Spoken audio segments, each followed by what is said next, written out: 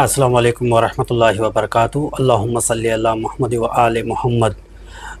آج ہم بات کریں گے برج سرطان کینسر کا ستمبر کے حوالے سے، کیا اس کے اندر حالات ہیں اور کیا طبیعت کے حوالے سے، تو ہم خلاصہ کرتے ہیں۔ عمومی حالات سے ہم شروعات کریں گے۔ یہ مہینہ آپ کے لیے جذباتی اور تعلقات کے میدان میں اہم ہوگا۔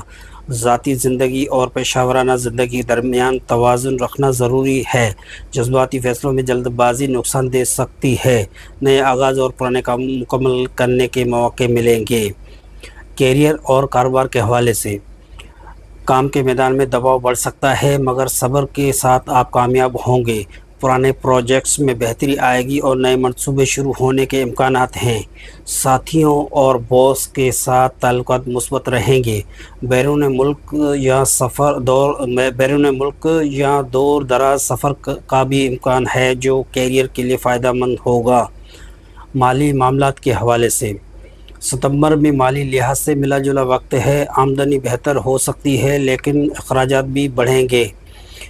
نئی سرمایہ کاری سوچ سمجھ کر کریں۔ وراثتی یا جائیداد کے معاملے میں فائدہ ملنے کے امکانات ہیں۔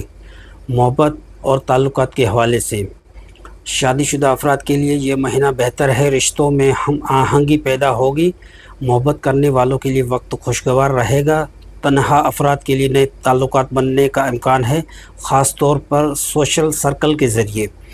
خاندانی اور گھریلو زندگی کے حوالے سے، گھر کے معاملات میں سکون اور خوشی رہے گی۔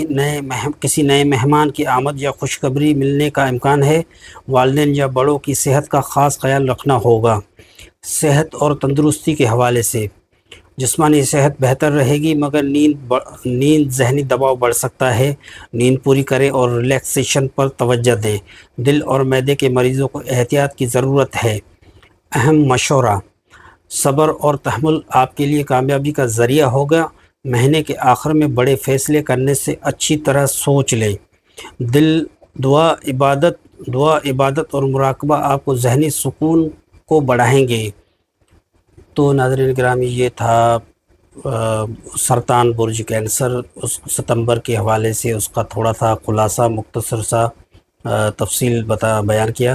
تو برائے مہربانی جس کا بھی برج سرطان کینسر ہو، تو اس کے مشورہ جو ہے نا، صبر اور تحمل کے حوالے سے جو ہے نا، مہینے کے آخری دنوں میں جو ہے نا ان کے بڑے اچھے معاملات ہونے والے ہیں، اور سوچ سمجھ کر فیصلہ کرے گا۔ کمنٹ کرے گا، شیئر کرے گا اور اپنی ذاتی رائے کا اظہار کرے گا۔ جب تک دعاؤں میں یاد رکھیے گا، میں بھی آپ کو دعاؤں میں یاد رکھوں گا، آپ بھی مجھے دعا میں یاد رکھیے گا۔ باقی علم اللہ کو۔ انشاءاللہ پھر کل ملاقات ہوگی۔ وآخر دعوانا ان الحمدللہ رب العالمین۔ السلام علیکم ورحمۃ اللہ وبرکاتہ۔